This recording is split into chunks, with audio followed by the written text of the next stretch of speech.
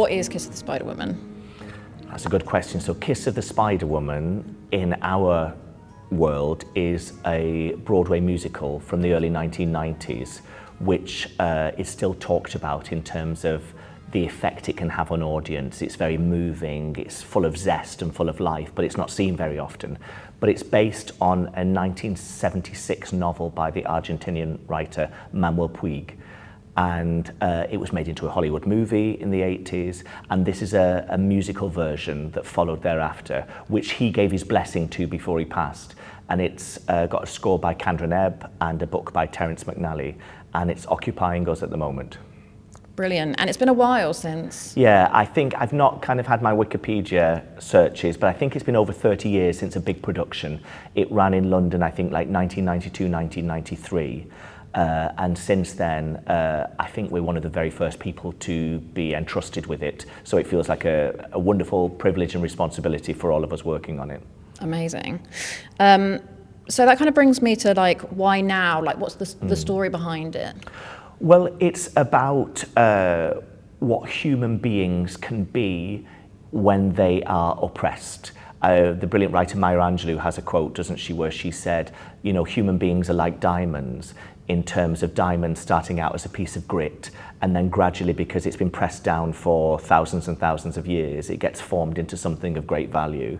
And what this play and musical looks at is what a human being can be when they're pushed to what some people might think is the limit. So there's a love story at its heart, but there's also a wonderful fusion of the movies and cinema and theatricality. And what we're hoping to do in ours is find the perfect, you know, when a spirit level bubble sits between the lines, that's what we're trying to do.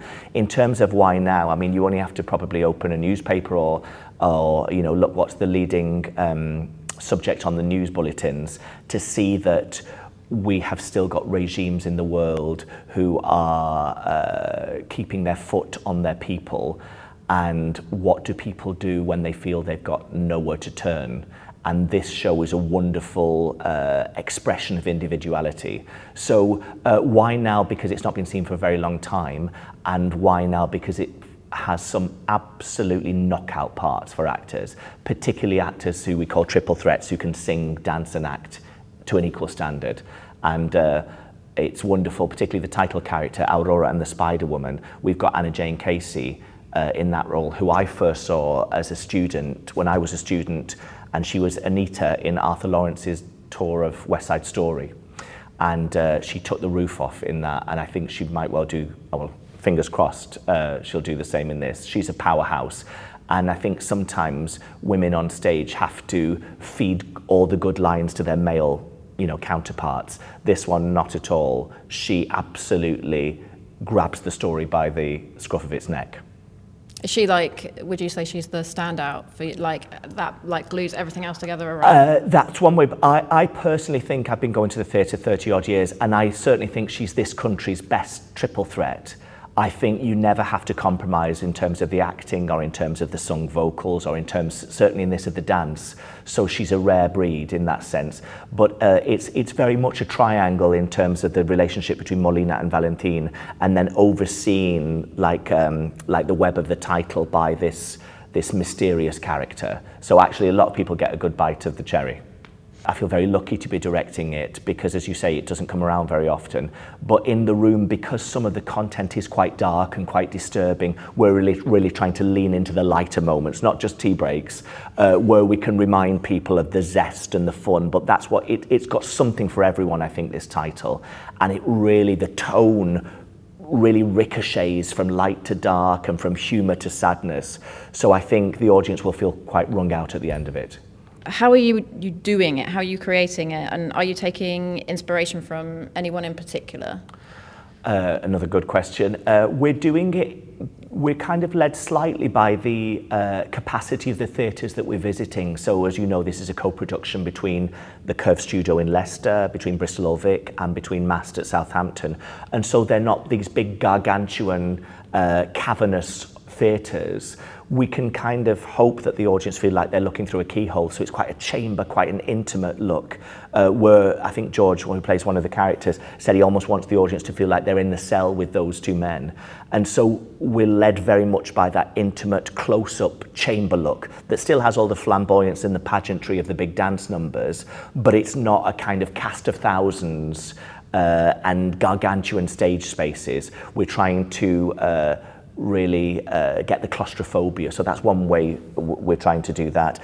And just to have a team on the same page. I mean, the people on the creative team, I'm totally absenting myself, but you know, Gabriella Slade, who some of the audiences will know from her work on Six and her work on Starlight Express and recently on Paddington, the way that she's leaning into the costumes, obviously the dilapidation and the drabness of the prison wear, but then these incredible flamboyant carnivalesque costumes for Aurora in the different film sequences. And Joanna Goodwin, whose choreography I think is absolutely knockout. So it feels like hopefully we're all on the same page. Yeah. Do you think the choreography is going to play a really big part in like creating that Hollywood glamour? Totally, absolutely that.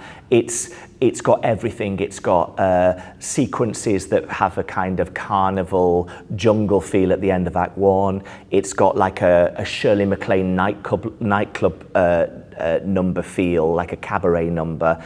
It's got a woozy number that feels like it's on hallucinogens. So for a choreographer and for musical directors and orchestrators, it really, really does feel like you've had a gallery of sound and a gallery of images. That's what I'm really trying to bring out as well, this massive tapestry. Just when you think it's one thing, it morphs into something else. But yeah, I think a choreographer will give their eye teeth to work on. I mean, I can't dance for toffee, but this cast can. So we've kind of touched on this a little bit. It's a powerful story that brings to life the magic of theatre. Yeah. Can you expand on how you've structured the show from bare bones to what it is now? Lots of conversation, lots of meeting, lots of going back to the original novel, which I'd read in Spanish, and seeing what clues are there in terms of characterization, in terms of the political backdrop at the time. I mean, it doesn't take place on Saturn. You know, this is Buenos Aires in the mid-late 1970s, so there's some context to it that we can research and that we can dig into. And we feel a responsibility. There's a number in the second half where it feels like the populace is on stage, almost like the demos we see at Trafalgar Square. It feels like we're giving voice to more than the people we see on stage, if that makes sense, in terms of head count. Lots of preparation. We've got a 4-week rehearsal period, so we don't want to squander that. So we've tried to do as much in advance, but leave room so that the actors feel as if they're weaving their own colours through it as well. So I think it's a nice blend of preparation and then examination in the room. But it can be done very simply, and then there are other moments where you could be forgiven for checking the bank balance. So again, it's trying to be like those Russian dolls, something small and then something major. So we're talking now at the start of week 4 of our process, so I might have a different answer for you at the end of this, but we're looking forward to moving into the theatres and seeing what wigs and hair and costume and video and lighting and sound can add to it. So at the moment, we're looking forward to making that leap from the rehearsal room. Yeah, that's going to be so exciting. It always just brings it to life, doesn't it? 100%. I love it when you start getting into makeup and bring tissues. all of that stuff. Yeah. Not just to wipe the makeup off, because, you know, bring tissues, yeah. Okay. So, last question. How is Kiss of the Spider Woman different and similar to both Chicago and Cabaret? Yes, of course, because they're the most known titles of Kander and Ebb, aren't they? It's similar in that I think I'm right in saying that John Kander, the composer, it's the favourite score of the ones that he's written, and they've written, you know, over a dozen scores from the early 1960s. I think Flora the Red Menace in 1964, 5 was their first, right the way to the Scottsboro Boys in the 2010s. So it's got, you know, carnival rhythms, it's got beautiful solos, it's got a quartet, which I think is the best quartet in musical theatre. So the range of the score is similar to the others in terms of it's an incredible feat of composition and lyric writing. But I think what makes it different is that I wonder if you feel like you're in the cell block with the tangoing women in Chicago. You certainly feel like you're in the cell in this production. It invites the audience to go on a ride with the characters.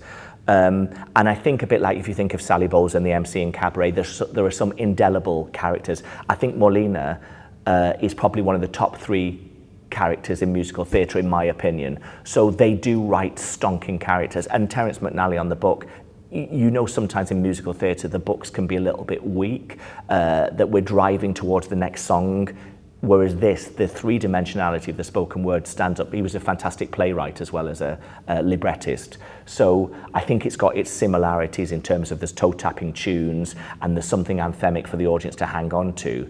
But I think the mix of emotions and how heartbreaking the second act is makes it feel quite particular to Kiss the Spider Woman. I'm so excited to see it. Oh, thank you, I'm Laura. so excited. I think your money's just on the table next year.